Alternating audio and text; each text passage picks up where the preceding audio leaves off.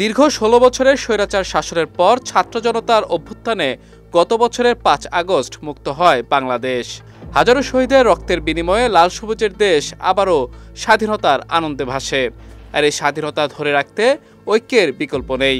তবে দেশের রাজনৈতিক দলগুলোর মধ্যে দেখা যাচ্ছে এর উল্টো চিত্র।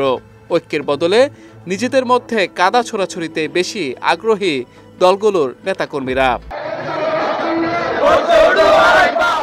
দলগুলোর মধ্যে ঐক্যের জন্য প্রধান উপদেষ্টা ডক্টর মোহাম্মদ ইউনূস কয়েক দফা বৈঠক করেছেন। এছাড়াও ধারাবাহিক সংলাপ চালিয়ে যাচ্ছে ঐকমত্য কমিশন। তবে এতে পাল্টায়নি চিত্র। এখনও একে অন্যের মুখোমুখি অবস্থানে দেশের বড় রাজনৈতিক দলগুলো।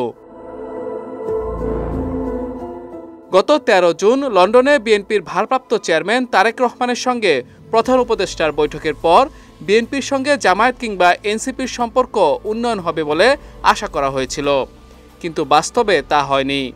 রাজপথে এখনও জামাত শিবির রাজাকার, এই মুহূর্তে বাংলা ছাড় বলে স্লোগান দিতে দেখা যায় বিএনপিকে।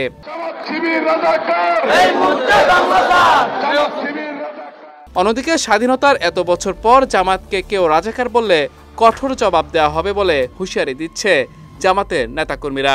স্বাধীনতার ৫৪ বছর পরে যারা এই রাজাকার শব্দ উচ্চারণ করে ইসলামী ঐতিহ্যকে ধ্বংসের ষড়যন্ত্র করবে, তাদের দাঁত ভাঙা জবাব দেওয়ার জন্য সবাইকে প্রস্তুত থাকতে হবে।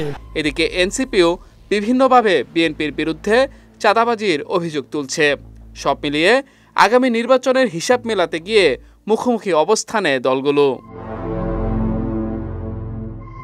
এদিকে এ পরিস্থিতি দেশের রাজনীতির জন্য অশনি সংকেত বলে মনে করছেন বিশ্লেষকরা। দলগুলো নিজেদের মধ্যে সংঘাতে জড়ালে কেবল বিচার বা সংস্কারই বাধাগ্রস্ত হবে না, নির্বাচনও অনিশ্চিত হয়ে পড়বে বলে মনে করছেন তারা। খুব তাড়াতাড়ি এ পরিস্থিতির পরিবর্তন না হলে আবারও সুযোগ পেতে পারে তৃতীয় কোনো পক্ষ। আর এমনটি হলে আবারও অনেক দিনের জন্য পিছিয়ে যাবে দেশ। খাঁচাবন্দি হয়ে থাকবে সত্যিকারের স্বাধীনতার স্বপ্ন। মাহমুদুর রহমান, বিজয় টিভি, নিউজ ডেস্ক।